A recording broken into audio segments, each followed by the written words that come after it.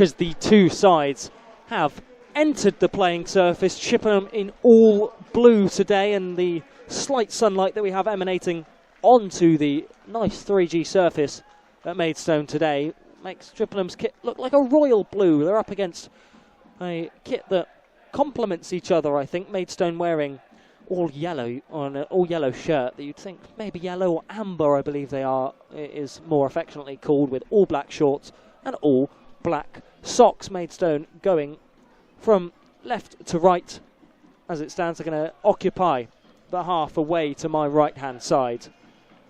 Chippenham coming over to the left hand side. I do apologise, forgot to read you through the Maidstone substitutes. They read number 10 Shaq Colthurst, number 12 Arndt Kranjnicki, number 13 Lenny Holden, number 14 Harry Kipianu, and number 16 Tate Trusty.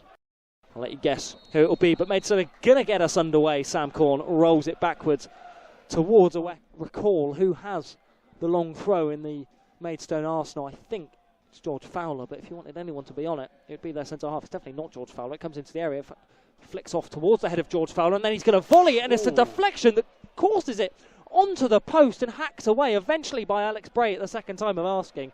But Maidstone come the closest, just shy of 4 minutes. They hit the post after a deflected effort following a long throw. Throwing now taken short this time towards Sam Corn. Right-footed, digs it out towards the far post, and it's a header back across goal that Luke Spokes clears off of the line. Casagrande caught in no man's land. Poor clearance though. Aaron Blair across the ground to Matty Holloway. Game, but you do have that in the back of your mind in terms of they're going to be on confidence. They're beating League 1, League 2 sides. But at the end of the day, each game's different, and sometimes it's a free hit. It's going to be a long delivered crossing towards the back post, and a header from Higgs straight into the hands of Casagrande, and it's a good stop, albeit from close range and right at him, but it was a good stop to get his hands up in the air anyway from the goalkeeper. 19 their own half. It's backwards to Haynes in a similar position, and just looking to set and invite some pressure, and it's a good diagonal ball from Haynes that attempted to be cut out by Seaman, and then Johnson can drive away towards the penalty box. It's a low shot by Johnson that I think took a small deflection off of the way through, and it's well held by Alexis Andre Jr. The first job the goalkeeper has probably had to do today for Luke Haynes, under pressure from Blair, but Haynes with a neat touch over to the right hand side with Alex Bray, and then Matt McClure. Alex Bray drifting past one and another, corner round, and Matt McClure wins it back on the edge of the box. Is McClure going to dig out a left-footed shot? No, it's a pass into the penalty area that is teed up and hacked away by a Maidstone body. Now Blair is on his bike and headed backwards by Williams. Coming across is Luke Haynes, whose touch wasn't very good, and it's chipped over the top and onto the crossbar by Aaron Blair, and then it's hacked away by Luke Haynes, and Haynes got a clatter inside the penalty area as well. Free kick for Chippenham. Got to deal with the ball over the top better there.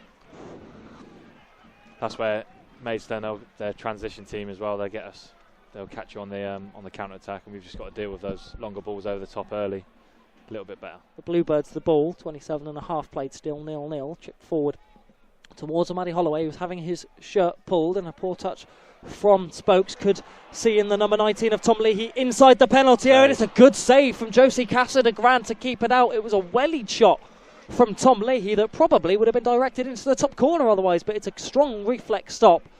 And we've got a goalkeeper in the commentary box to appreciate that one. Yeah, very, very good save. At a crucial time in the match, really, as well, because I feel like we've had. I think there's a reason we don't do it anymore. Maybe that's why Alex Bray was injured a lot. I mean, it could have an impact, couldn't it? Yeah. Well, it's a lot of, especially you look at the World Cup squads, and obviously the high end of the football pyramid. You've got more players, more budget. It's probably doable. Whereas at this level, you're at your maximum with the minimum.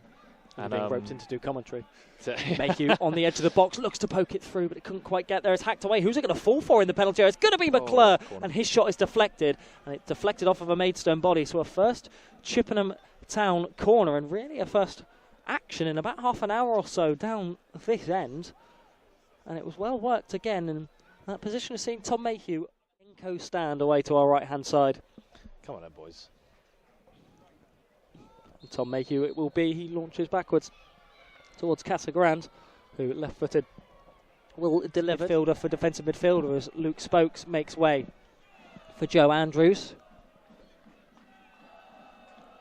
So it'll be interesting to see how Chippenham set up, but we lost a little bit of height from Matty Holloway in this corner, but we know Jack Poffley is adept at a header, and Joe Andrews is going to come on to get involved. Still hoping for his first Chippenham Town goal, and I've only said that because I think today's the day. Yeah? I think so. Jake Evans can do it. Joe Andrews can do it. Come on. A corner from the left-hand side to be taken by Sam Corn. A bit of argy-bargy in the penalty box, and it's come in, and it's bounced onto the head of a Maidstone player, of George Fowler, inside the 6-yard box, and bounces up into the net. Fowler goes down momentarily before back up onto his feet, and Maidstone have the lead. It was a smart header in there from Fowler. Not sure whether Casagrande didn't quite get there or he was unmarked, but either way, Fowler rises highest and puts Maidstone in front on just under an hour mark. 58 minutes that goal timed at. It's a good header from the centre. In a zonal position to go and win the header. Corner will now come in towards Luke Haynes, who makes a smart and brave header. There's Hayner to in get his away. zonal position. Diagonal ball from Seaman, looking for Corn, who takes a nice touch towards the byline, puts a cross in towards Wanjel Smith, who can just caress it into the far corner, and a long diagonal ball that saw across fall onto the feet of a former Bath City man, and it's a clever touch to stroke past a former Bath City goalkeeper, and Maidstone lead by 2-0. A few shenanigans from Maidstone players trying to stop Alex Bray getting a hold of the ball. And again, was it a case of a lost marker in the penalty box, Will? Substitution. Apologies to butt in there, Will, but Maidstone have got the ball on the edge of the box with Blair, who spins on a sixpence and can find Colthurst, and tries to play a pass through, but Johnson can get his lines clear as far as Parsons on halfway and up to the left-hand side with Mayhew. Long ball finds Gravata. Can Bradbury steal away down the left-hand side? He can, but he's not going to get the ball, and then Gravata spins past a couple of Maidstone players, and now Chippenham are going to go down the left with Mayhew. Ball towards Johnson on the left-hand side. Can he put a cross in for the byline? Yes, he can. It's headed back into the penalty area. It's going to fall for a shot from Bradbury. What did that bounce off of? Which body part of Maidstone body? Not sure who, but it's fallen off of Maidstone one, and it's hacked away up for a throw-in. That was probably goal-bound as well, so that's a big bit of defending from Maidstone. Hopefully they can get our tails up a little bit. Still plenty of time in this match. We'll cover every single blade of artificial grass here in Kent today. Long clearance it will be by Trusty. And it's going to just go out of play from Johnson. Is it? Who did it touch off last? No, it's stayed in play, and coming away is Krasnicki onto the penalty spot. Joe Andrews gets a little bit of a foul. 50-50 challenge in the penalty box. Colthurst past one left-footed shot that just about sneaks in at the far corner. It took 3 or 4 attempts for him to get the shot right.